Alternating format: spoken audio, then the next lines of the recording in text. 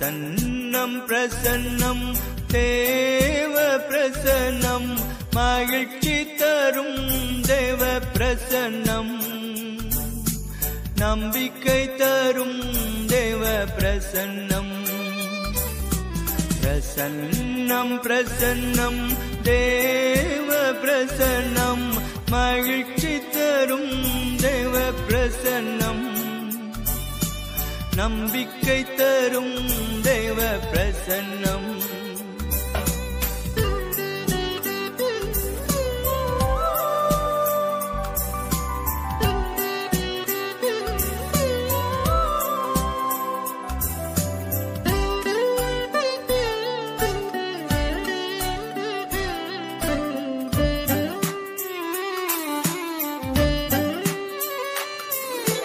பாவிகளை மீட்கும் பாவங்களை போக்கும் பரிசுத்தமாக்கும் பிரசன்னம் பரவசமாக்கும் பிரசன்னம் பாவிகளை மீட்கும் பாவங்களை போக்கும் பரிசுத்தமாக்கும் பிரசன்னம் பரவசமாக்கும் பிரசன்னம் பிரசன்னம் பிரசன்னம் தேவ பிரசன்னம் மகிழ்ச்சி தரும் தேவ பிரசன்னம் நம்பிக்கை தரும் தேவ பிரசன்னம். இயேசுவே ஆண்டவர், மரியே வாழ்க. இயேசுவின் இனிய நாமத்தில் அன்புக்குரியவர்களே, அன்னையின் தூய்மையும் தாய்மையும் பற்றி நாம் சிறிது தியானிப்போம். அவள் தூயவள், அவள் தாயானவள். அதை நினச்சி நம்ம எல்லாருமே சந்தோஷப்படலாம். நமக்கு தூய்மையான ஒரு தாய் அப்படிங்கிறது. அந்த தாயை முதல்ல வாழ்த்திக் கொள்வோம்.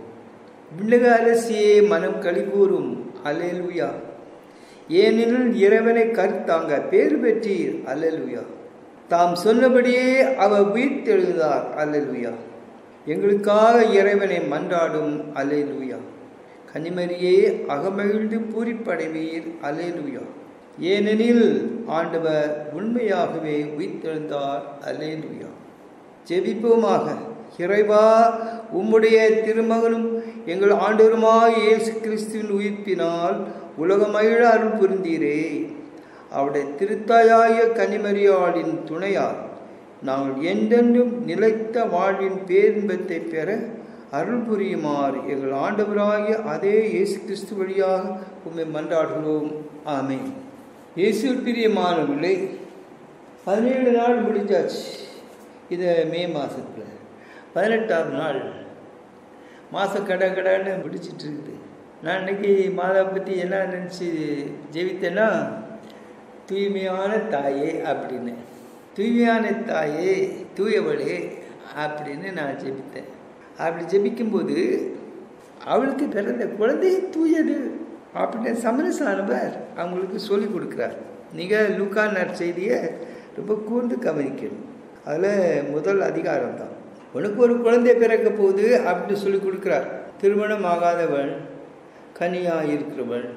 ஆகவே திடீர்னு வானதூதர் வந்து அருள் நிறைந்தவளே வாழ்க அப்படின்னு அந்த அம்மாவை வாழ்த்துக்கிறார். அருள் நிறைந்தவளே வாழ்க. அது சாதாரண வார்த்தை இல்லையே. அப்படி ஒரு அருமையான வாழ்த்து சொல்லி மாதாவை, அதுவும் வானத்திலிருந்து வந்து ஒரு தூதர், வானதூதர். ஏன்னா யூத ஜனங்கள் அப்பவுமே சமரஸ்களை பற்றி நிறைய பேசுவாங்க. கீழ் அதி தூதர், கப்ரியேல் அதி தூதர், ராஃபேல் அதி தூதர். இது தவிர இன்னும் அதி தூதர்கள் இருக்கிறாங்க. அதை பற்றி வேற ஒரு நாள் சிந்திச்சு கொள்வோம். அந்த அதி தூதர்கள் அது தவிர நிறைய சமரஸ்களை பற்றி பேசுவாங்க. ஆகவே மாதாவுக்கு சமரசுன்னு வரும்போது கொஞ்சம் பயமாக இருக்கலாம். பயம் கண்டிப்பாக இருக்கும். உங்களுக்கு அந்த அனுபவம் வந்துன்னா உங்களுக்கும் அந்த பயம் வரும். இங்கே குயின் ஆஃப் ஏஞ்சல்ஸ் அப்படி பேர் வைக்க காரணமே நம்ம ஏஞ்சல்ஸை அனுபவிச்சதுனால தான், அவங்களுடைய அனுபவம் நமக்கு கிடைச்சதுனால தான் இங்கே குயின் ஆஃப் ஏஞ்சல்ஸ்னே பேர் வச்சுருக்கு.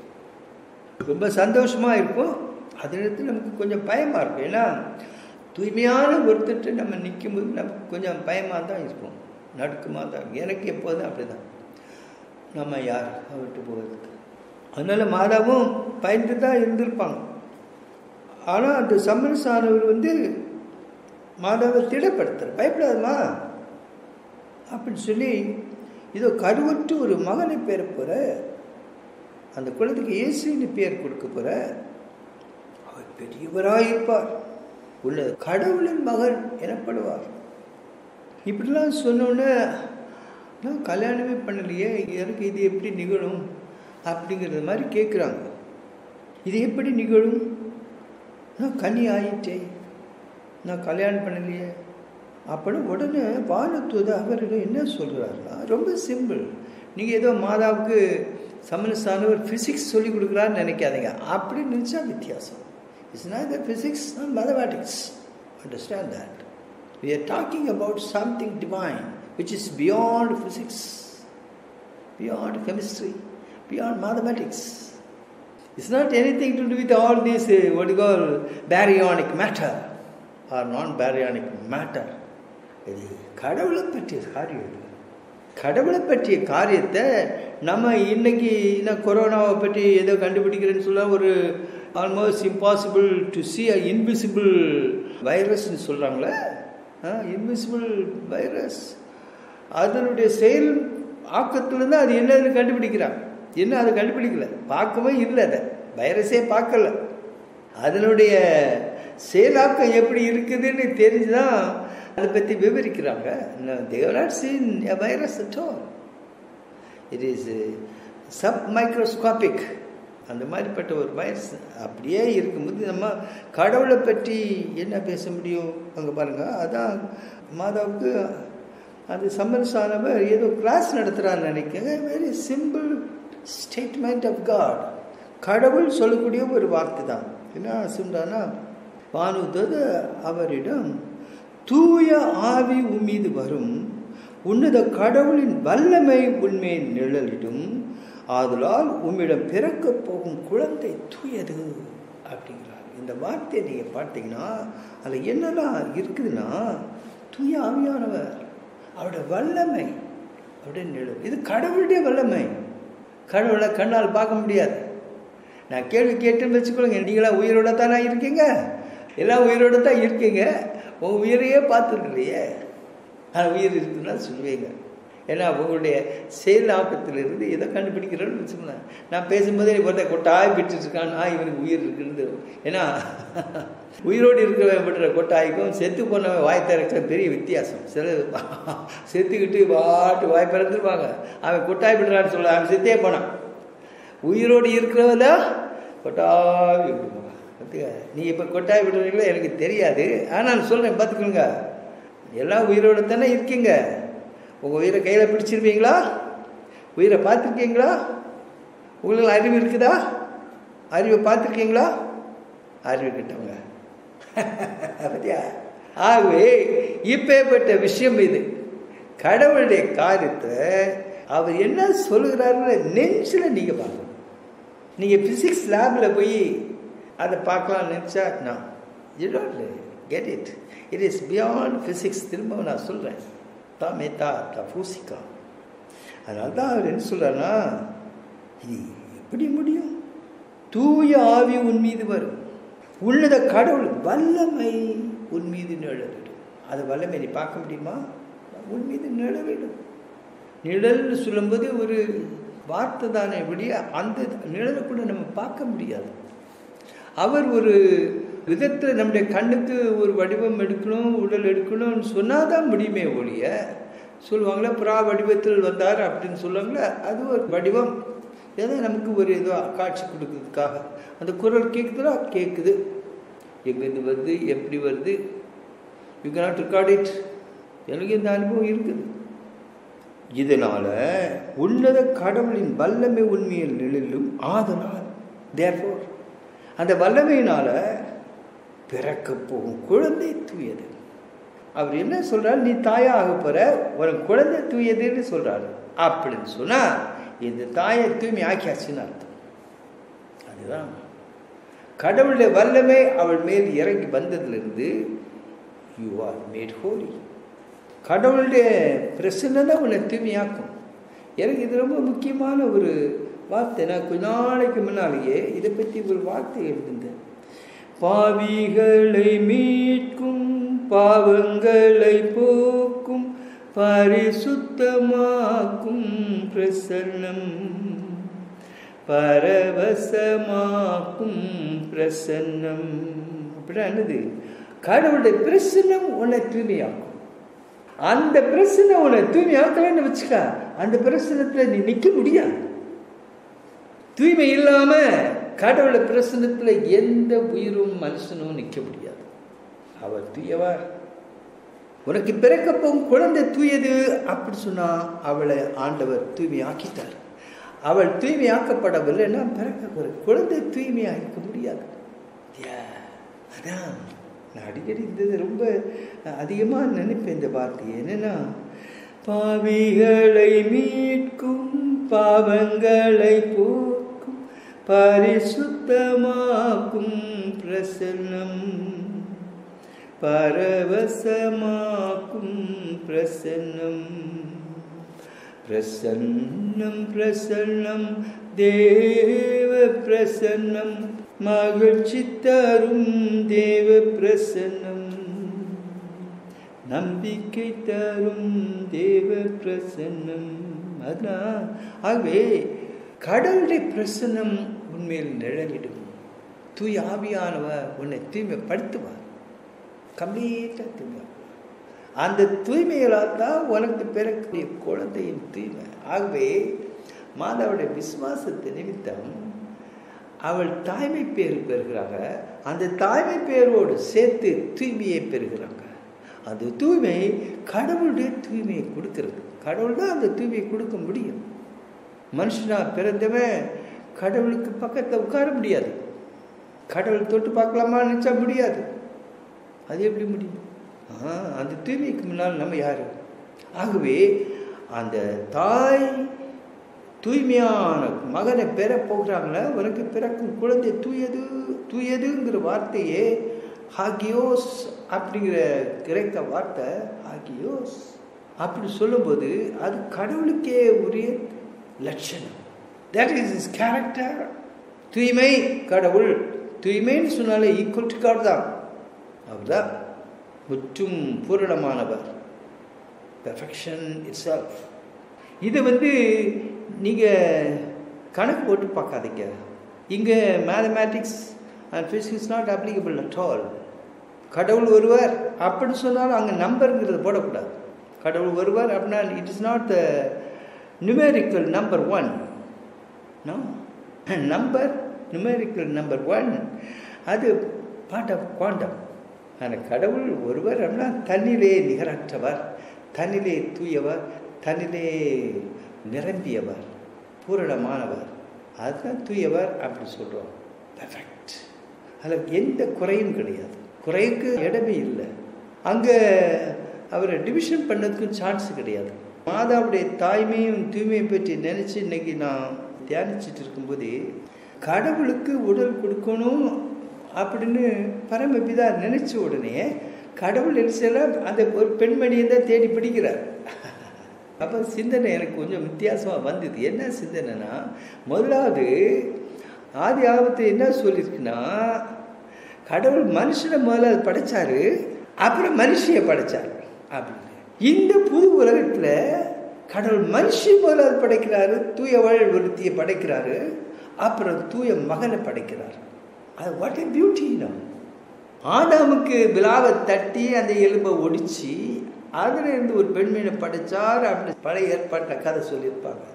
ஆனால் அந்த புதிய ஏற்பாட்டில் என்னென்னா, this is the new book of Genesis. என்னன்னா, தூய்மையான பெண்மணியை படைக்கிறார். அவள் வயிற்றில் கேட்குறார், ஏமா இந்த வயிற்றில் என் மகன் பிறக்கட்டும், வல்லமை உனக்கு மேலே வைப்பேன், வல்லமை உண்மையது நிழலிடும், தூயவர் தூயவர் தூயவர். அந்த தூய வல்லமை அப்படிங்கிற தூய ஆவியானவர் உன்னை நிரப்புவார், உன்னை பெர்ஃபெக்ஷன் ஆக்குவார், உன்னை தூய்மையாக்குவார். அந்த தூய்மையினால நீ தூயவனை பெற்றெடுப்பாய். இது நினைச்சதுனால என்ன, உடல் கொண்ட கடவுளுக்கு உடல் தரும் தாய் தூய்மையானவள். உடல் கொண்ட கடவுளுக்கு உடல் தந்த ஒரு தாய், அவள் தூயவள். ஏன் அவளை தூய்மையாக்கிட்டா இந்த தூயவனாம் தன் மகனுக்கு உடலை கொடுக்கின்றார்.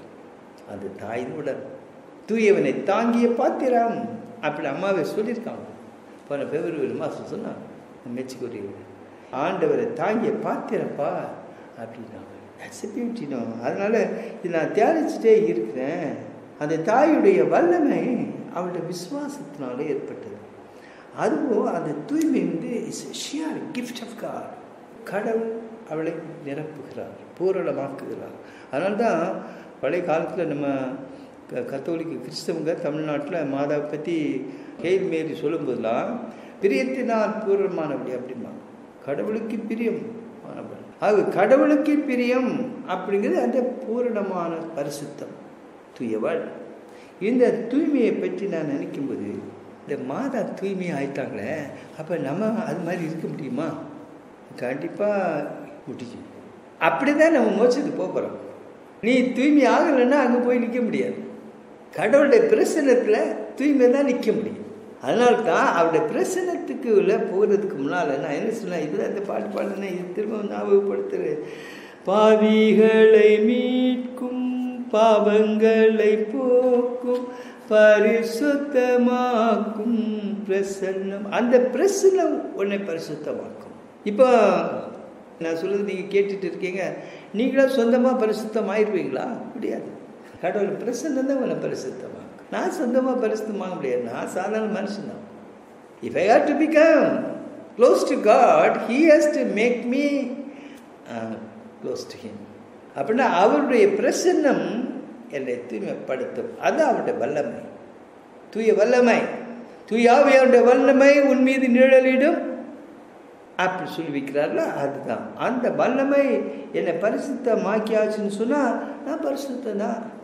அந்த பரிசுத்தத்திலே நான் வாழலாம். அப்படித்தான் அவருக்கு பக்கத்தில் நம்ம போய் நிற்க முடியும். இல்லைன்னா மோட்சத்துக்கு நம்ப முடியாது, தூரமாக தான் இருக்கணும். பரிசுத்தம் இல்லாமல் அவருக்கு யாருக்கு போய் நிற்க முடியாது. இந்த பரிசுத்தம்னு சொல்லுது the whole content of God's life. கடவுளுடைய தூய்மையும் அவருடைய லைஃப்பும் அதுதான். கடவுளுடைய உயிர் அவருடைய தூய்மை தான். அவருடைய உயிர் அவருடைய அன்பு தான். அவருடைய அன்பு தான் அவருடைய இரக்கம். ஆகவே அந்த கடவுள்கிட்ட நம்ம 1, 2, 3 அப்படின்னு கேரக்டர்ஸ் நம்ம எண்ணிட்டு இருக்க முடியாது. It's all one and one, the whole perfection of God. அதனால தான் மத்திய சுவிசேஷத்தில் சொல்லியிருக்கோம், உங்கள் கடவுள் பரிசுத்தராய் இருப்பது போல் நீங்களும் பரிசுத்தராய் இருங்கள். உங்கள் தந்தை நிறைவுள்ளவராய் இருப்பது போல் நீங்களும் நிறைவுள்ளவராய் இருங்கள். புதிய தமிழாக்கம். லூக்கா நற்செய்தியில் உங்கள் தந்தை இரக்கமுள்ளவராய் இருப்பது போல் நீங்கள் இரக்கமுள்ளவராய் இருங்கள். அப்படிங்களாம் பல விதத்தில் அந்த வார்த்தையை எடுத்து சொல்லுவாங்க. பட் இது it is a matter of your heart understanding. It's not a brain intellectual understanding. You ought to understand God in the perfection of His love and holiness. அப்படித்தான் இது. இந்த மாதாவை பற்றி இதை தான் நான் நினச்சிட்டு இருக்கும்போது, இதனால்தான் பாவத்திலிருந்து அவங்க விடுதலை பெறுகிறாங்க. அதனால தான் மாதாவை நம்ம பாவம் மாசில்லாமல் உற்பவித்தவள் அப்படி சொல்லுவோம். ஆகவே இந்த பாவம் மாசில்லாமல் உற்பவித்தவள் அப்படி நம்ம சொல்லும்போது, இங்கே சமரசானவர் பேசிட்டு இருக்கார். அந்த டைமில் தான் இல்லை, she was made already from the very first moment of conception in the womb of the mother. அதனால தான் பாவம் மாசில்லாமல் உற்பவித்தவள், ஜென்ம பாவம் இல்லாமல் உற்பவித்தவள் அப்படின்னு சொல்லுவோம். இமாக்குலேட் கன்செப்ஷன் அப்படின்னு சொல்லுவோம். நான் அதனால் இன்றைக்கி இதை பற்றி தியானிக்கும் போது முதலாவது நான் லூர்து மாதாவை பற்றி தியானித்தேன். லூர்து மாதா இந்த வார்த்தையை திருத்தமாக சொல்லியிருக்காங்க. 1854 திருச்சபை ஒரு பிரகடனம் பண்ணிச்சு. ஏன்னா மாதாவை பற்றி சொல்லும்போது, the mother of God was conceived without original sin அப்படிங்கிற ஒரு பெரிய உண்மையை திருச்சபை பிரகடனமாக எல்லா மக்களுக்கும் நம்ம இது ஒரு தேவ சத்தியம் நம்ம நம்புகிறோம். ஏன்னா அவள் உடல் கொண்ட கடவுளை பெற்றெடுத்தாள். உடல் கொண்ட கடவுளை பெற்றெடுக்கிறதுக்காக கடவுள் பாவ மாசுலாமல் உற்பவித்த ஒரு பெண்மணியை தயாரித்தார். அந்த தயாரிக்கப்பட்ட தூய்மையான அந்த வயிற்றில தான் இவர் தரிக்கின்றார் அப்படிங்கிறது திருச்சபையோட வார்த்தை, சொல்லிக் கொடுக்குற ஒரு பாடம். சரி, மாதாவை பிடிச்சிட்டு போய் லேபில் போய் பார்க்கலாமா? ஒரு நான்சென்ஸ். அப்படிலாம் நினச்சுன்னா அது யூஆர் அவுட் ஆஃப் கியர்ஸ். நீ வேற என்னத்தையோ நினச்சிட்டு இருக்குன்னு அர்த்தம். இது கடவுளுடைய காரியத்தை நீ நினைக்கணுமே ஒழிய உலக காரியத்தை பற்றி நினச்சிட்டு இருந்தால் முடியாது. அதனால தான் நான் நீங்கள் ரொம்ப நினச்சிட்டு இருக்கும்போது, அம்மா நான் ஒன்று மாதிரி இருக்க முடியுமா அப்படின்னு நான் நினச்சி அம்மாட்ட கேட்குறேன். ஆமாப்பா, நீயும் கடவுளுடைய வார்த்தையை முழுசுவா ஏற்றுக்க, நீயும் என்ன மாதிரி வந்துப்பாப்பா அப்படிங்கிறார். நீ தூய்மை ஆயிடுவ, அவருடைய வார்த்தை உன்னை தூய்மையாக்கும். கடவுளை நம்பு. Not a bit of this world of attachment. இந்த உலகத்திலிருந்து நீ கம்ப்ளீட்டாக ஃப்ரீ ஆகணும். அதனால தான் ஆண்டவர் சொல்றார், உங்களை நான் இந்த உலகத்திலிருந்து பிரித்து எடுத்தேன் அப்படின்னு தன்னுடைய சீடர்களுக்கு அந்த லாஸ்ட் சப்பருக்கு வரைக்கும் படிச்சு பாருங்க. ஜான்ஸ் காஸ்பல் சாப்டர் 13 and 14 படிங்க. நீங்கள் இந்த உலகத்தை சார்ந்தவங்க இல்லை, நான் உங்களை பிரித்து எடுத்தேன், நான் உங்களுக்குள்ளும் நீங்கள் எனக்குள்ளும் இருக்க வேண்டும். அதுக்கு தான் உங்களை பிரிச்சுக்க. நீ ஆண்டவருக்குள்ளே இருக்கணும், அவரை எனக்குள்ளே இருக்கணும். எப்படி இருக்க முடியும்? தூய்மை தான். தூய்மை ஆகாமல் அவர் எனக்குள்ளே எப்படி இருப்பார்? ஒட்ட முடியாது. இப்போ நீங்கள் ஒரு நல்ல அழகான பட்டு புடவை கொடுத்துருக்கேன்னு வச்சுக்கோங்க. அந்த பட்டு புடவை கூட வாழையிலேருந்து நார் உரிச்சிட்டு ஒட்ட முடியுமா? வாழை மரம் இருக்குங்க, ஒரு தண்டு வெட்டுங்க, வாழைத்தண்டு. அது வாழைத்தண்டு வெட்டும்போது ஒரு பட்டையாக அதில் தண்டு உரிக்கிறீங்க. உரிச்சிட்டு உங்கள் பட்டு சேலையில் அதை ஒட்டுங்க. ஒட்டுமா? ஒட்டாதா? ஒட்டவே ஒட்டாது. You need a certain equation. இதே மாதிரி தான் நம்ம ஆண்டவரை பற்றி சொல்லும்போது, தூய்மையான கடவுளோடு நீ ஒட்டுன்னா கடவுளுக்கு இருக்குள்ள அதே தூய்மையானது ஒரு நிலைக்கு வரணும். இப்படி வரணும். எப்படி முடியும்? God has to give you that gift. அதுக்காக நீ கேட்கலாம். I cannot be united with God by myself. நான் விரும்பி கேட்கலாம், ஆண்டவரே பாவியன் மேல் இரக்கமாயிரும், என் பாவத்தை மன்னிச்சு கொடுங்க. அதனால தான் திரும்ப திரும்ப பாவம் மன்னிப்பு கேட்குறோம். அதனால் God will make me holy அப்படிங்கிற இந்த காரியத்தை நான் அன்னைக்கு நினைக்கும் போது மாதா சொன்ன வார்த்தையை நான் தியானித்து பார்த்தேன்.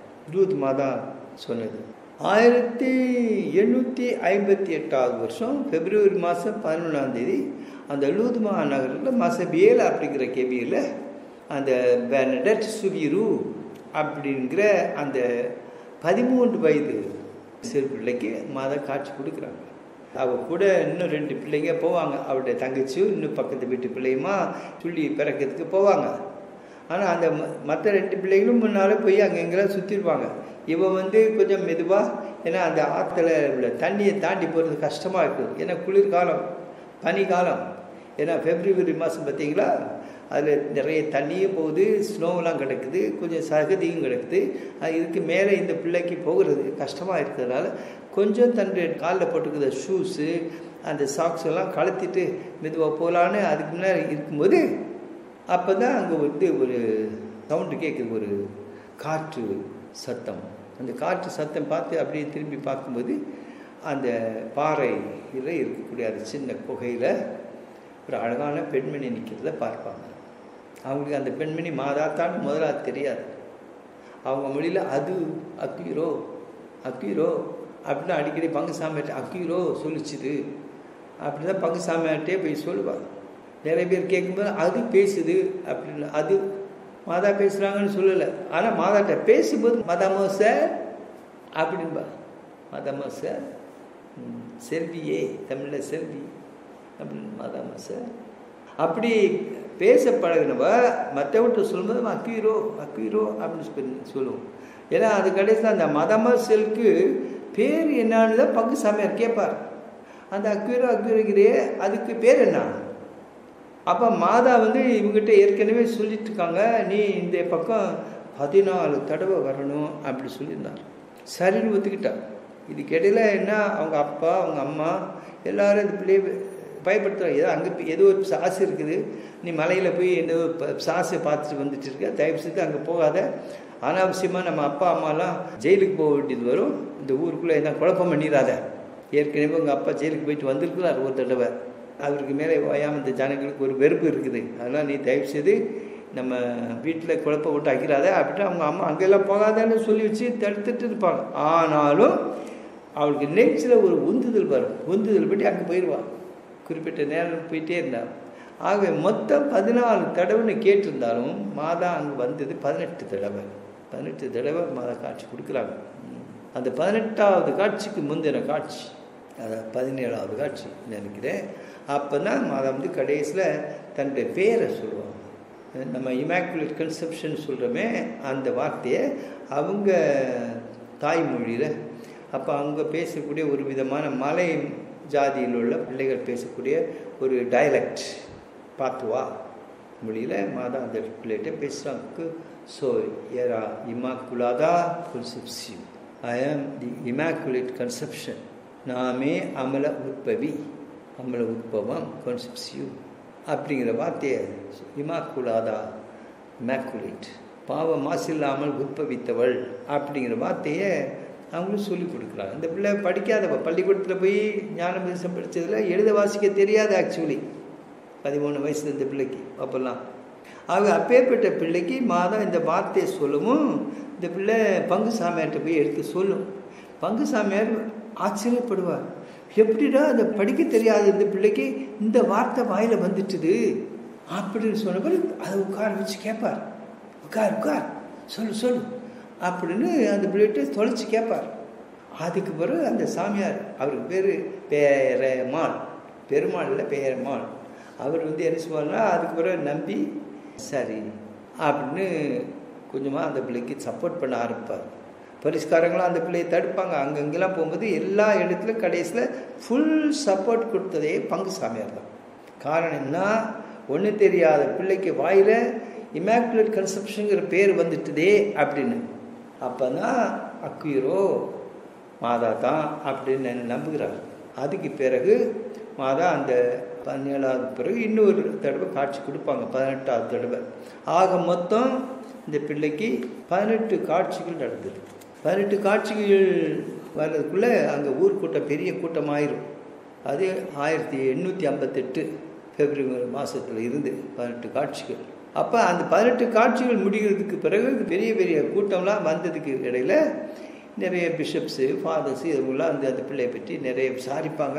யார் இவர், இதுக்கிட்ட அருமையான ஒரு ரெவரன்ஸ் சிஸ்டர் அந்த பிள்ளைக்கு கொஞ்சம் வழி நடத்துக்கு அவங்க வீட்டுக்கு போயிட்டு கவனமாக இரு அப்படின்லாம் சொல்லிட்டு வச்சுக்கணும். ஆனால் இப்போ வெரி இன்டெலிஜென்ட் கேர்ள், யார் இந்த பெனடிக்ட் சுபீரு. சரி பார்க்குறதுக்கு நல்லா நீட்டாக இருப்பாள், இடைச்சி தான், ஆடு மேய்க்கிற பிள்ளை தான், ஆனால் பார்க்குறது நல்ல லட்சணமாக இருப்பாள் பார்க்கறதுக்கு. அவளுக்கு 13 வயசில் மாத காட்சி கொடுக்குறாங்க. அதுக்கு பிறகு தன்னுடைய 24வது வயசில் கான்வென்ட்டுக்கு போவாள். 10 வருஷத்துக்கு பிறகு கான்வென்ட்டுக்கு போகும்போதே இவளுக்கு ஸ்லைட்டாக ஆஸ்துமா வியாதி இருந்தது. இந்த ஆஸ்துமா வியாதி கான்வென்ட்டுக்கு போனதுக்கு பிறகு குணமாயிட்டு தான் எல்லோரும் நினைப்பாங்க. ஏன்னா அந்த பிள்ளையை தொட்டவங்க அந்த காட்சி கண்ட இடத்துல அந்த தண்ணியை குடித்தா பெரிய பெரிய நோயாளிகளாக குணமாகறாங்க. இந்த பிள்ளை குணமாகலை. நான் அடிக்கடி இதைத்தான் அதிகமாக தியானித்தேன். ஆனால் மாதம் வந்து நீ 14 தடவை வா அப்படின்னு கூப்பிட்டாங்களே, அப்போ சொல்லுவாங்க, நீ இங்கே என்னை பார்க்க வந்தா கடைசி காலத்தில் உனக்கு தூய்மையான வாழ்வு, நித்திய வாழ்வுக்கு நான் உனக்கு எல்லாம் சேர்ந்து வச்சிருப்பேன். ஆனால் இந்த உலகத்தில் எல்லாம் சந்தோஷமாக இருக்கும், துன்பமே இருக்காது அப்படின்னு நினைக்காத. இந்த உலகத்தில் துன்பங்கள் வரும், ஆனால் உனக்கு கடைசி வாழ்க்கை உனக்கு நல்லா இருக்கும் அப்படின்னு அவன் அப்பவே ப்ராமிஸ் பண்ணியிருப்பாங்க. I promise you eternal life but not all freedom from pain in this world. இந்த உலகத்தில் துன்பம் இருக்காதுன்னு நினைக்காத. துன்பத்தில் ஒன்று இந்த போலீஸ்காரங்களாம் பிடிச்சி அவளை பல கேள்விகள் கேட்பாங்க. அது மாதிரி கான்வென்ட்டுக்கு போனதுக்கு பிறகு அந்த ஆஸ்துமா வியாதி பெரிய டிபி வியாதியாக அவளுக்கு வந்துடும். அவள் தன்னுடைய 36வது வயசில் செத்து போனான். சாகிறதுக்கு முன்னால் அந்த வியாதி ரொம்ப முத்தி போய் அவள் படுக்கையிலேயே கிடந்தான். யார்? மாதாவை பார்த்த அந்த பிள்ளை. இவள் கான்வென்ட்டில் வந்த உடனே தூரமாக இருந்த இடத்துலேருந்து ஒரு ரெவரன்ஸ் சிஸ்டர் வந்தாங்க. எதுக்குன்னா, மாதாவை பார்த்த கண்களை நான் பார்க்கணும் அப்படின்னு. அந்த அளவுக்கு அவளுக்கு மேலே பிரியமாக ஜனங்கள் ஓடி ஓடி வந்தாங்க. இவங்களை தொட்டவங்களாம் குணமானாங்க. ஆனால் இந்த பிள்ளைக்கு இருந்த ஆஸ்மா குணமாகலை. அதுக்கு பதில் ஆஸ்துமா வியாதி முத்தி போய் கான்வென்ட்டுக்கு போன பிறகு அது பெரிய டிபி வியாதியாக மாறி கடைசி அந்த டிபி வியாதியிலே இறந்தாங்க. உங்களுக்கு நான் முன்னால் சொல்லியிருக்கேன்.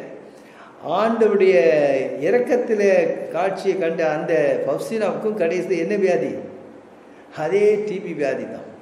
இந்த பிள்ளைக்கும் கடைசியில் இருந்து வந்தது டிபி வியாதி தான். டிபி வியாதி முத்தி போய் உடம்பெல்லாம் புண்ணாயிட்டு. She could not even move from one side to the other. அவளை பெட் சோர் அப்படின்னு சொல்லுவாங்களே, பெட் சோர். நான் அதோடைய வாழ்க்கையை படிச்சிருக்கேன். பெட் சோர் இருக்கும்போது என்ன சொல்லுவாங்கன்னா, ரைட்டில் படுத்துட்டு இப்படி லெஃப்ட் பக்கம் திரும்பணும்னு சொன்னால் அவள் மெதுவாக புரண்டு படுக்கிறதுக்கே 1 மணி நேரம் ஆகும். அவ்வளோ பெயின். ஆனால் அந்த அவ்வளோ வேதனையை தாங்கிட்டு எப்போதும் சிரிச்சுக்கிட்டே இருப்பாங்க. யாராவது வந்து அன்பாக பேசுவாங்க. யார்கிட்ட எனக்கு கஷ்டமாக இருக்குதுன்னு சொன்னதே கிடையாது. எதுக்கு சொல்கிறேன்னா, இந்த தூய்மை அப்படின்னு சொல்லும்போது நிறைய பேர் நினைப்பாங்க கடவுளுடைய தூய்மை நம்மை தூய்மைப்படுத்துது. எப்படின்னா, இந்த துன்பங்களினால் நம்முடைய பாவங்களுக்கு பரிகாரம். இந்த பிள்ளை என்ன பாவம் செய்திருக்கு அப்படி கேட்பீங்க.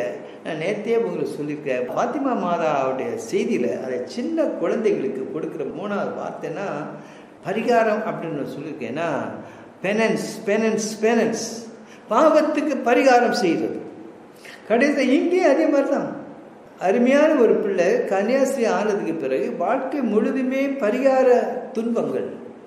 அவள் உடம்பெல்லாம் புண்ணாக்கி மற்றவருடைய பாவத்துக்கு பரிகாரமாக அந்த வேதனையெல்லாம் ஒப்பு கொடுத்த ஒரு மனுஷி. நான் அவங்களுடைய கான்வென்ட்லாம் போய் தங்கியிருந்து பல தடவை உட்காந்து தியானிச்சிருக்கு. போன தடவை போயிருக்கும்போது அதில் 10 நாள் தங்கியிருந்து தியானிச்சுட்டு வந்தேன். அவங்க கல்லறையிலே உட்காந்து அவங்களுடைய உடம்பு அப்படியே இருக்குது, அழியலை. பல வருஷம் 100 வருஷத்துக்கு மேலே ஆயிடுச்சுது. ஆனாலும் உடம்பு அழியாமல் அப்படியே நீட்டாக இருக்குது. இப்போ எதுக்கு சொல்ல வருகிறேன்னா, பாவம் மாசில்லாமல் உற்பவித்த தாய், அதுதான் மாதா. உடல் கொண்ட கடவுளை பெற்றெடுத்த தாய் தூய்மையானவள். அந்த தூய்மையை பற்றி நான் நினைக்கும் போது, இன்னைக்கு நான் ஜெபித்துட்டு இருக்கும்போது கூட எனக்கு 3 ஃபோன் கால் வந்தது. 3 ஃபோன் காலுமே குடும்பங்களில் உள்ளது. பாலசி யாரும் எனக்கு ஃபோன் பண்ணாங்கன்னு இல்லை. பாலசி எனக்கு அவ்வளோ ஃபோன் பண்ண மாட்டாங்க. எனக்கு ஃபோன் பண்ணுறதுலாம் இந்த கஷ்டப்படுறவங்க தான். 3 குடும்பமும் கஷ்டம். எங்கேயோ இருக்கிறவங்க நான் ஊர் பேர் சொல்ல மாட்டேன். 3 குடும்பத்துலேயும் கணவன் மனைவி பிரச்சனை தான். ஒரு குடும்பம் கணவன் மனைவி ஒரு பிள்ளையை பெற்ற பிறகு பிரிஞ்சிடணும் அப்படின்னு இருக்கிறான். ஏன்னா பெற்ற குழந்தை எனக்கு பிறகுல வேற எனக்கு பெற்றிருக்கேன் நீ அப்படிங்கிறான். எங்கே போக அடுத்தாப்புல இன்னொன்னா கல்யாணம் பண்ணிட்டு சந்தோஷமே இல்லை, என்ன செய்ய பிரிஞ்சிடுவோமா? இன்னொன்று பிள்ளையை பெற்றாச்சு, 2 பிள்ளையை பெற்றாச்சு, என் மேலே சந்தேகமாக பண்ணுறாரு. நான் எங்கே போக ஃபாதர்? வாயை மூடு, ஒன்றும் பேசாத, நான் ஒன்றுமே கேட்கக்கூடாதான் புருஷன் சொல்கிறார். நான் என்ன சொல்கிறேன் எனக்கே தெரியல. ஏம்மா நான் கல்யாணம் பண்ணலை, என்ன சொல்ல எனக்கு பதில் தெரியல. ஆனால் அவர் சொல்கிற மாதிரி கொஞ்சம் நாளைக்கு வாயை முடிக்கா, அப்புறம் என்ன அங்கே வந்து பார்க்கும்போது பார்த்துக்கலாம் அப்படின்னு சொல்லி அனுப்பியிருக்கேன். எதுக்கு சொல்கிறேன்னா, எல்லாமே குடும்ப வாழ்க்கை. இப்போ தூய்மையும் தாய்மையும் அப்படிங்கிறத வச்சு தான் உங்கள்கிட்ட பேசுகிறேன். மாதாவுடைய தூய்மையும் மாதாவுடைய தாய்மையும் அது ஒன்றா போச்சு. என்ன என் செய்தி கேட்டுட்டு இருக்கீங்களே, உங்கள் குடும்பத்தில் எப்படி இருக்கீங்க? அப்போ குடும்ப வாழ்க்கையும் தூய்மையும்னு சேர்ந்து போக முடியுமா உங்களுக்கு? அதுதான் பாயிண்ட். நீ குடும்ப வாழ்க்கைன்னு சொன்னாலும் இல்லை, நான் ஒரு சாமியார் குருத்துவன்னு நான் எடுத்தாலும் கூட கடவுளை நினச்சி நான் தூய்மையாக தான் இருப்பேன். அந்த தூய்மை இல்லாமல் நான் சாமியாராக இருந்தாலும் கூட கடவுளை தொட முடியாது, அவர்கிட்ட நிற்க முடியாது. நீங்கள் கன்னியாஸ்திரியாக இருந்தாலும் சரி, நீங்கள் குடும்பஸ்திரியாக இருந்தாலும் சரி, எப்படி நீங்கள் தூய்மை இல்லாமல் கடவுள்கிட்ட போய் நிற்க முடியாது. அதனால்தான் எனக்கு என்ன படுதுன்னா, இப்போ முக்கியமாக இந்த நேரத்தில் நான் கடைசியில் ஒரு குடும்பத்துக்கு பேசுகிறேன். மாதாவுடைய மாதமாக இருக்குது, இல்லை ஒரு 10-12 நாளாக இருக்குது. இந்த மே மாதம் மாதாவுக்கு நீங்கள் 9 நாள் மிளகு தெரிவித்து மாதாட்ட அந்த தூய்மையை கேளுங்க, உங்கள் குடும்பம் நல்லாயிருக்கும் அப்படின்னு. அப்படி ஒரு குடும்பத்துக்கு சொல்லி இன்னைக்கு சொல்கிறாங்க, நான் 4 நாள் இப்படி ஜெபிச்சுட்டு இருக்கேன் ஃபாதர். 4 நாள் ஜெபிச்சுட்டு இருக்கும்போது எனக்கு குடும்பத்துக்கு ஒரு பெரிய பிரச்சனை வருது அப்படின்னா. இல்லைம்மா அங்கே உள்ள சண்டை பற்றி சொல்ல இப்போ நான் உங்களுக்கு மைக்கில் ஒன்று சொல்ல முடியாது. ஆனால் நான் சொல்கிறேன், நீ எவ்வளவுக்கு எவ்வளோ அதிகமாக ஜெபிக்கிறியோ அவ்வளவுக்கு அவ்வளவு சாத்தான் உனக்கு தொல்லை கொடுப்பாங்க. அதனால நான் ஒரு சின்ன ஜெபம் பண்ணுறேன், சொல்லுறது கேளு. பிதாவே, உம்முடைய தூய ஆவியானவரை எனக்கு தாரு. தந்து என்னை சுற்றி வேலி கட்டும். என்னை உம்முடைய திருக்குமாரனுடைய மகா பரிசுத்த இரத்த சரத்தினால் மூடி புதைத்து காத்துக்கொள்ளும். எல்லா தீமையிலிருந்தும் தீவனுடைய வலையிலிருந்தும் தீவன் வீசக்கூடிய எல்லா விதவிதமான தந்திரங்களிலிருந்தும் என்னை காத்து பரிசுத்தமாய் என்னை நடத்தும். பிதாவே என்னை வழி நடத்தும். அப்படி சுருக்கமாக நீங்கள் ஜெபித்து பாருங்க. கண்டிப்பாக தூய ஆவியானவர் உங்களுக்கு ஹெல்ப் பண்ணுவார். அன்னைக்கு மாதாவுக்கு வல்லமை பொழிந்து அதே தூய ஆவியானவர் உன் குடும்பத்துக்கு கண்டிப்பாக தருவார், எனக்கும் தருவார். அவரை நம்பித்தான் நானும் குருத்துவத்தில் இருக்கேன். சாமியாரா, நானும் தூய்மையாக இருந்தால் தான் ஆண்டோட கையில் எடுக்க முடியும். தூய்மையாக இருந்தால் தான் அவர் பக்கத்தில் நம்ம நிற்க முடியும். தூய்மை இல்லாமல் அவர்கிட்ட நெருங்க முடியாது. உனக்கு பிறக்க போகும் குழந்தை தூயது. நீ தொடப்போகிற கடவுள் தூயவர். வானகத்தில் நீ போய் சந்திக்க போகிற கடவுள் தூயவர். இந்த உலகத்தில் அந்த தூய்மையை தேடு. உன் குடும்பம் தூய்மையாக இருக்கட்டும். ஆகவே அர்த்தம் என்னன்னா, கடவுளே எல்லா துன்பத்திலிருந்தும் எல்லா பாவப்பிடியிலிருந்தும் எல்லா சத்துருக்களுடைய தொல்லைகளிலிருந்தும் இந்த உலகாந்த சிந்தனைகளிலிருந்தும் எனக்கு விடுதலைத்தார். தூய் ஆவியானவரே என்னை வழிநடத்து. பிதாவே உம் திருக்குமாரனுடைய மகாபரிசுத்த இரத்த சரீரத்தினால் என்னை மூடி புதைத்து காத்துக்கொள்ளும். சத்துரு என்னை தாக்கக்கூடாது, தீயவன் என்னை தொடக்கூடாது. என்னை சுற்றி ஒரு வேலி கட்டும். நான் தூய்மையாக இருக்க வேண்டும். ஆமென்.